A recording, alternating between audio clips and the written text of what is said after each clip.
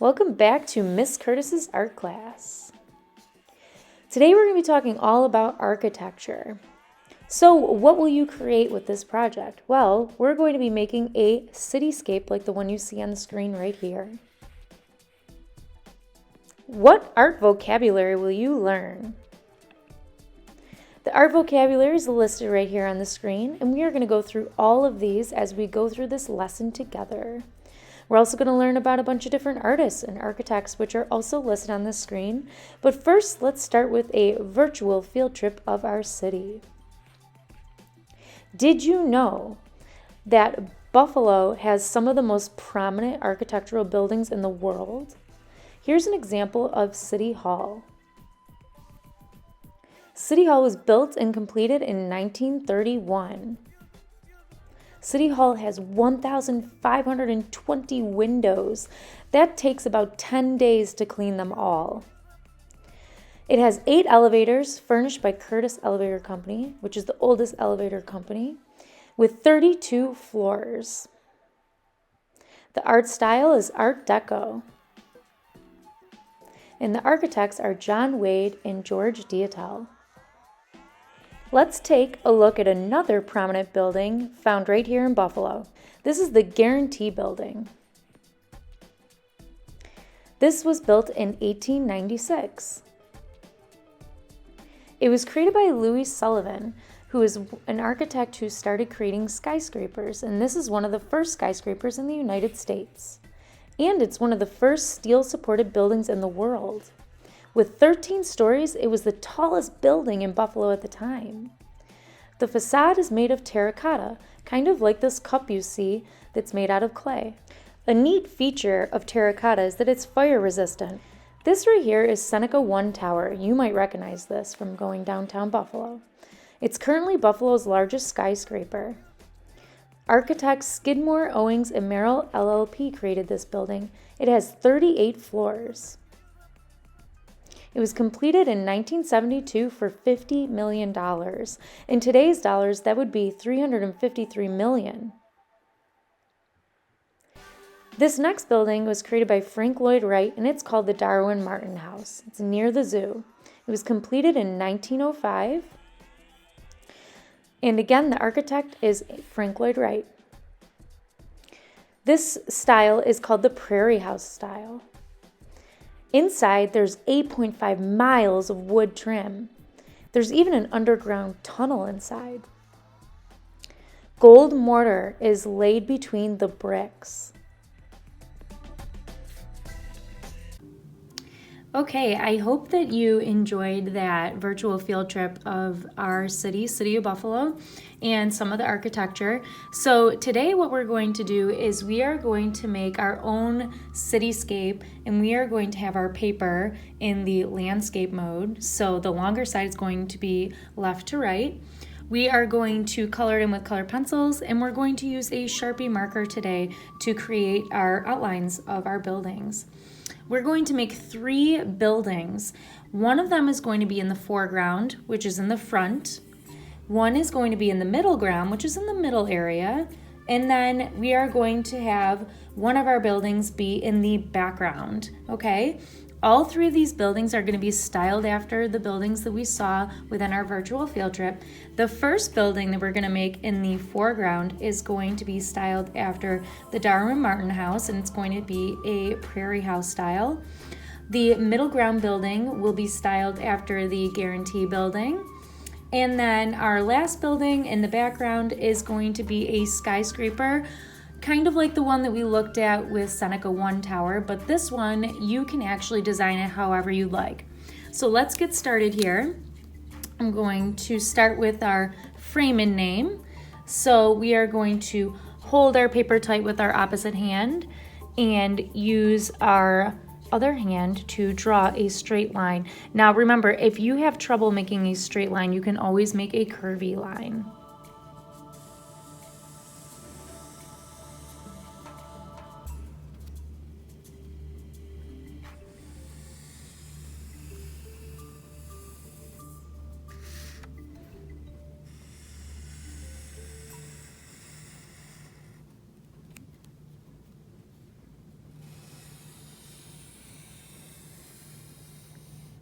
Okay, now at the bottom right corner of the table, I would like you to put your first and last name. So I'm going to simply write Miss Curtis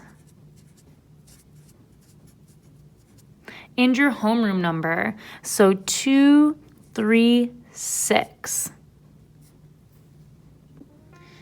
Okay, so let's get started. Now, if you're interested, you can use a straight edge, sort of like the one I have here, which is a ruler. And you can use this when you're drawing your buildings if you want to hold it tight and pull your marker. That might make it look pretty nice. And that's up to you, or you can freehand it. So I'm going to use the straight edge to draw out my buildings here. And the first one, like I said, I'm making is in the Prairie house style that we looked at in the beginning of the video. And that is styled after the Darwin Martin house. So what I'm going to do is I am going to draw a rectangle shape right in the middle of the front of the paper. Okay, so I'm going to hold my ruler tight and I'm going to pull my marker.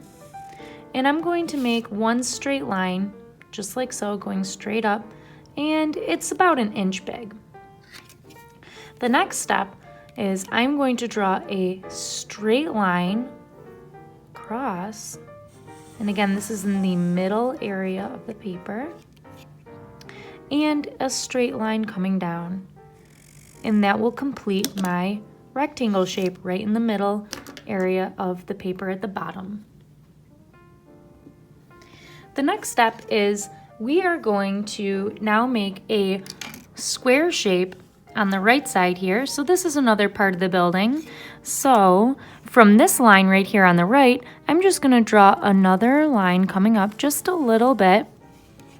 And then I am going to make a line at the top. It's going to come over just a little bit and come straight down. So this is more of a square shape. So now we have a rectangle and a square shape for our building in front.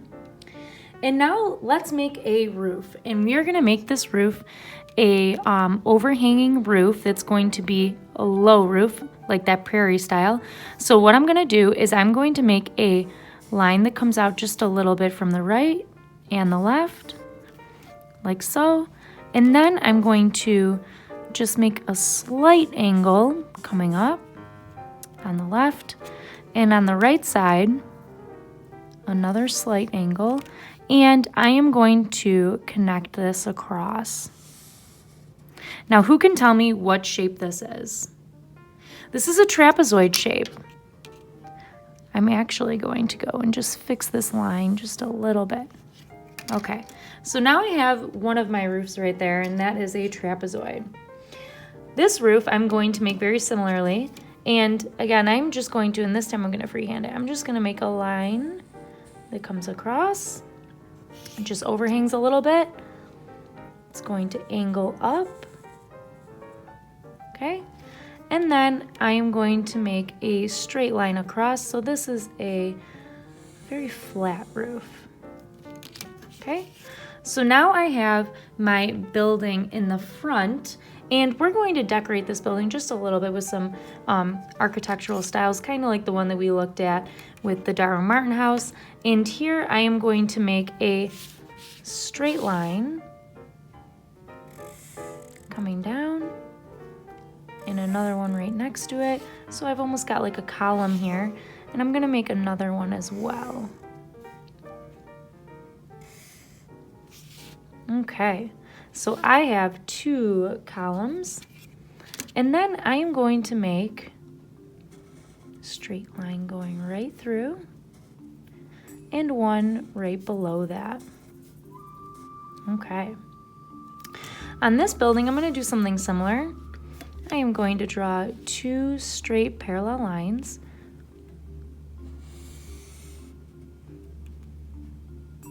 Right next to each other. Just like so. And then we'll do 2 more parallel lines just to complete that building. Okay? And as you go, you can always use your marker to straighten out lines. So I might go back and just fix these up a little bit. Like I said, you can use your ruler to help you as you go along. Okay, so that finishes our first building right in front, and this one again is styled after the Darwin Martin house. Okay, now we're going to move to the middle ground. So this is in the foreground, this building, and now we're gonna put a building right behind it, and this building in the front is going to overlap our building in the middle ground, okay? So what I'm going to do is I am going to just find the middle area of this building right here, okay, so right about here, and I'm going to make a straight line that goes right about to the middle of the paper. Okay, and then I'm going to find the middle of this building's roof over here, and I'm going to make another straight line, and it's just going to, I'm going to eyeball it. I want it to go just about the same height over here. Okay, so now I have two parallel lines for this building, and what I'm going to do now is I am just going to make a little curve coming out to the side, okay, almost like a fish hook, right? And then on the other side, I'm going to do the same thing, okay? So at the top of the Guarantee building downtown that we looked at in the beginning, it has this curvature at the top, which makes it very unique. So we are going to just kind of reference that while we make our roof here. And now I am going to take my ruler and I am going to make a straight line connecting those two lines. And now I have a very interesting looking building, again styled like the Guarantee building, okay? Now let's decorate this building. So what I'm gonna do is at the very top, I'm gonna make a row going across of circular or oval looking windows. And then the rest of them going down and across are going to be squares. So for this part, I am going to freehand it. So I am going to make sure they connect oval looking shapes or circles going right across the top, and I'm making them evenly spaced apart. And again, this is what it looks like at the top of the Guarantee building. Now going down, I am going to make rows of squares, evenly spaced apart. I'm going to try my best, and this is going to complete our building, okay? So each building is very unique, and this one especially, as we looked at in the beginning, has a lot of really unique features, decorative features. So it's pretty fun when you go to design a different building. You can kind of think about how you want it to look. So our last building that we're going to do, I am going to let you design that building however you'd like, okay?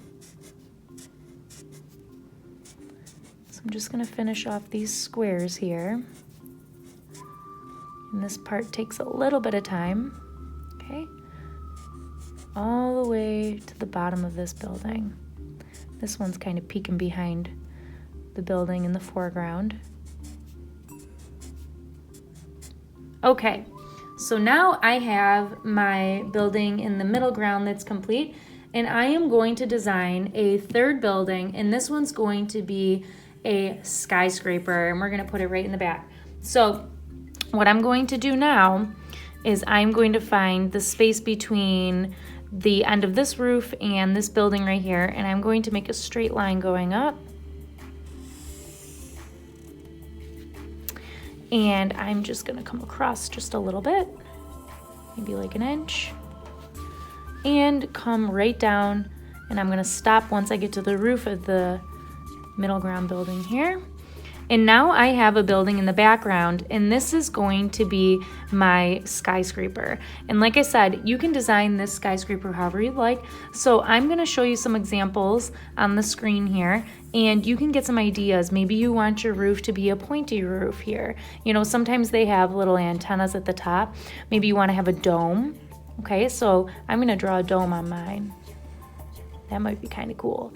And then maybe an antenna.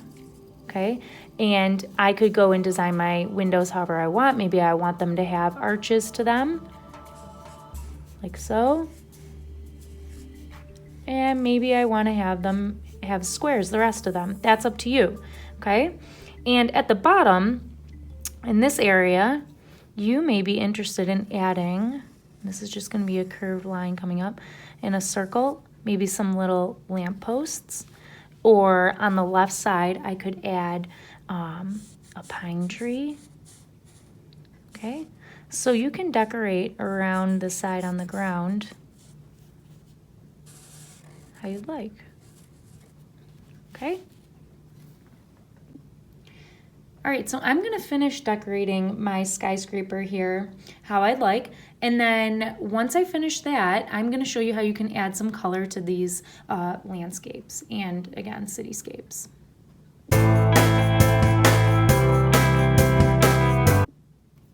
All right, so now let's add some color to our buildings. So we're going to use colored pencils for this part of the project. And then our background, we are going to work on painting in a sky. We are going to use warm and cool colors depending on if you want to have a daylight sky or you want to have a nighttime sky. So what I'm going to do is I am going to start by coloring my building right here in the foreground. And when you're using the color pencils, what I'd like you to do is make sure that you are controlling the color pencil by holding it just like you would a pencil. You're going to go back and forth and you are going to take your time filling this in. Something really neat that I like about color pencils is you can really vary how light and how dark you want something to look. So for example, if I press harder over here on this edge, I can really darken this color by adding some pressure. Once I get to the middle, if I lighten it up, you can see that it really gets a lot lighter. And this is something called value, so the darkness and lightness of a color. And we'll get into that in some other projects as well. Okay, so again, I'm just gonna press harder just like this. You can also layer some colors on top if you'd like. So maybe I wanna take my orange and add just like a little bit of orange on top of this brown, just to vary it a bit, maybe warm it up a little bit. And that might look really nice too in this building, depending on what colors you want to use, because that building, that guarantee building, has that terracotta look to it, which is like a warm reddish brown and some orange in it as well. Okay, so I am going to go ahead and finish coloring these buildings in. Take your time. You know, you want to fill these in nicely. And I can't wait to see how yours comes out.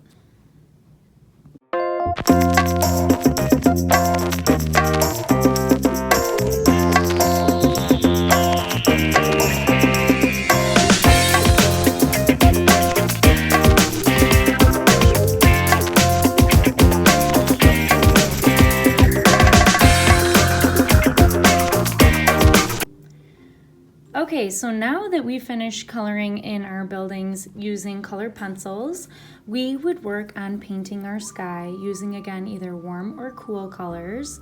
And before we do that, I do have a fun worksheet that I've made for each of you. And you can access this on Miss Curtis's art classroom website as well. And this is a paint rodeo, okay? So during this paint rodeo, what you're going to do is you are going to follow and start at the start sign. There's 1, 2, 3, and 4. And we are going to work on controlling our brush and learning how to use our brush properly so that we can become better painters. All right, so this should be a lot of fun. So today I have two of our warm colors here. I have yellow and orange. Another warm color would be red. And again, if you need to remember these, you would think of maybe like the sun or think of a warm day, and these are the colors you might think of, right? Okay, so we are going to practice using our brush. This is a round brush, and the materials that you'll be using today is this brush, your paint colors, and then a paper towel. Okay, so here it says, practice controlling your brush. Use the tips for edges and corners. Press and pull your brush for wider areas. So when we practice today, this is gonna help us when we paint our background around our buildings. So the first step we have here, it says paint the shape with one color. All right, so I'm going to dip into my yellow here, just a little bit on the tip of my brush. Maybe even wipe just a little bit off here. I'm going to hold my paper with my opposite hand, and I'm gonna hold this paintbrush just like I would a pencil. The closer you get, the more control you're going to have. The further away, the less control. So I'm going to hold it close.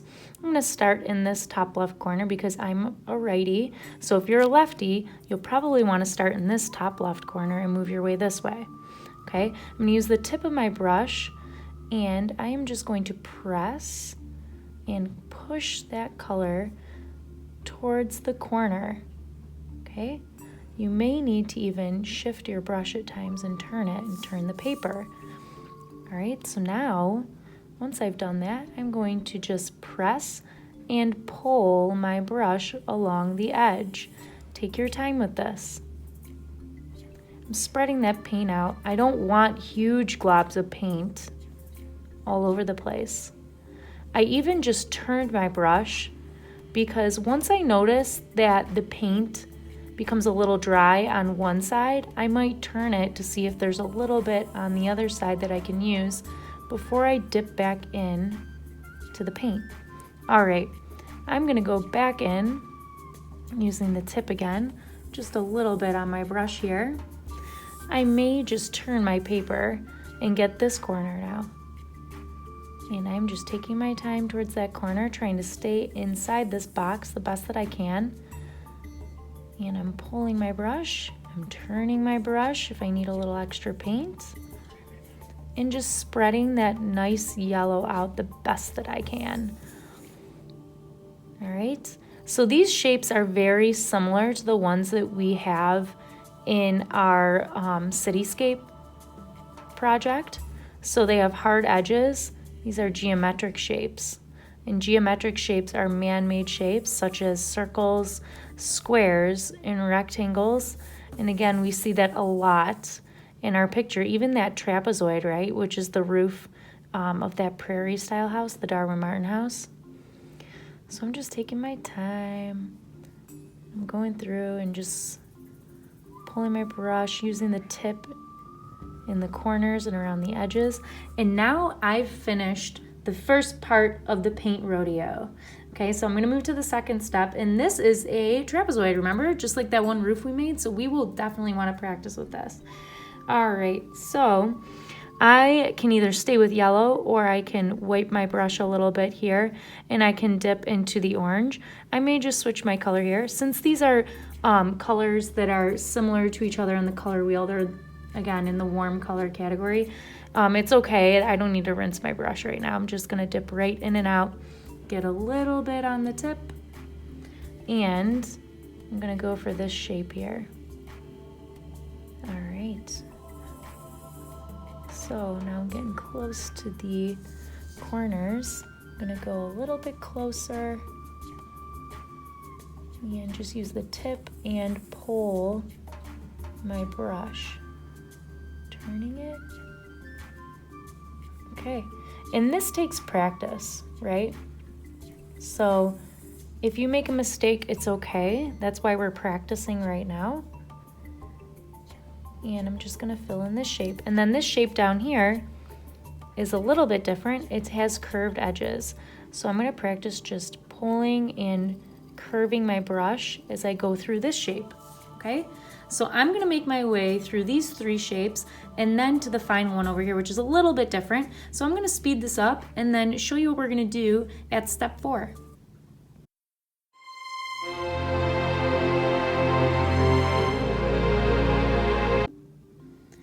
Okay, so I finished all of the steps here, and now I'm going to take a little turn here and go to number 4, and it says blend one color into another.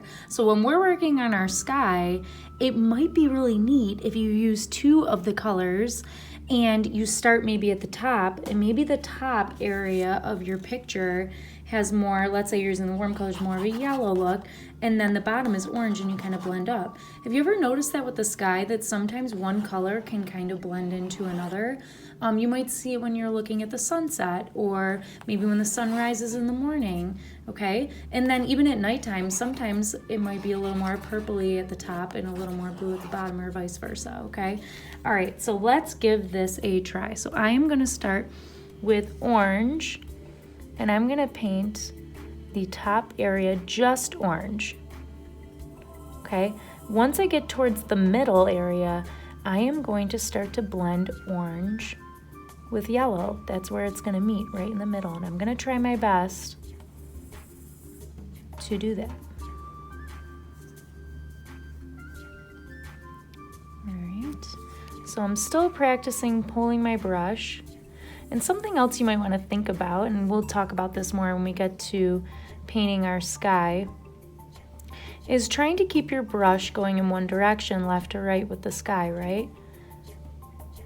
So when I look outside, I see clouds that go left to right a lot of the time. And it might be kind of neat if you try to resemble the look of the sky. All right, so I'm getting closer to the middle. And one technique too that you might want to think about, I went outside the lines a little bit, that's okay, is that if your paint is wet, okay, it's going to be easier for you to blend it to the next color. So, all right, now I'm going to try to dip in and out. I'm not swishing around, and I'm just going to add some yellow right in the middle, and I had just painted this area orange. So if it's still wet from the orange and I'm bringing some yellow in, I should be able to blend pretty nicely. And again, you just have to practice this. See how the colors look when you start to mix them together. Maybe I'll just bring a little tiny bit of yellow up into the orange part here. Just layer it on top and see how it blends. Okay, and now the bottom area is yellow, so I'm going to start bringing some yellow towards the bottom here. Pulling my brush along the edge, taking my time. Using the tip of my brush towards edges and really controlling my brush the way that I'm holding it. Okay. All right, let's bring some yellow up towards the middle. And I really love the way that the yellow and the orange blends together. I think it's really pretty. It'll be interesting to see how some of your pictures come out if you're using blue and purple. I think that's gonna look great too. Maybe I'll dip a little into the orange and bring some orange back into the middle, orange and yellow. Pretty cool. It's super fun once you realize you can blend and mix some of your colors together. It changes a lot, right? It's neat to see that transition. Okay, so as you can see, I have yellow and orange at the bottom and the top, and then in the middle, I'm getting this really interesting yellowy orange mixed color here, and they're just blending into each other. So that looks like a sky to me. It really does. It kind of looks like a sunset. Okay, so now I've finished, I've practiced, and now I feel much more ready to paint the sky on my final paper. Okay, so now that I've worked on my skills in that paint rodeo, I am going to put them to the test. I am going to use my yellow and my orange warm colors, and I am going to paint a sky in this background here. So I am going to have yellow towards the bottom and orange towards the top, and I'm just going to slowly work them through, okay? So I'm gonna start with yellow, and I'm just going to use the techniques that I practice in the paint rodeo in my picture here. And I'm using the tip of my brush towards the corners and then pulling my brush. And again, once I get to wider areas, I'm gonna go left to right, just as if, I'm really trying to simulate the look of a sky. So I'm gonna flow left to right, nice and even, not going in all different crazy directions here. And then I'm going to take orange and paint orange towards the top. And once I get towards the middle, I'm going to blend them together. And I'm really excited to see how that looks. Remember, take your time when you're going around different edges, especially buildings. Pull your brush. Okay. All right, so I'm gonna speed this up. I'm gonna paint these in, and then we're gonna see how it looks once I get towards the middle, and I can't wait to see how your picture comes out.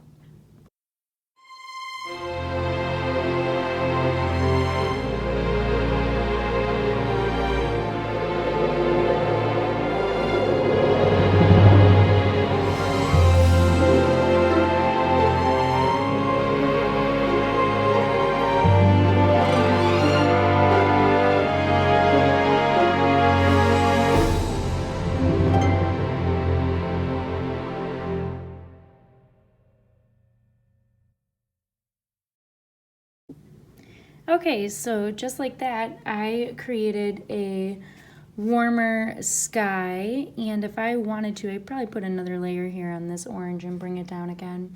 I was really happy with the yellow though, but the orange seems to be a little thin here, but that's okay.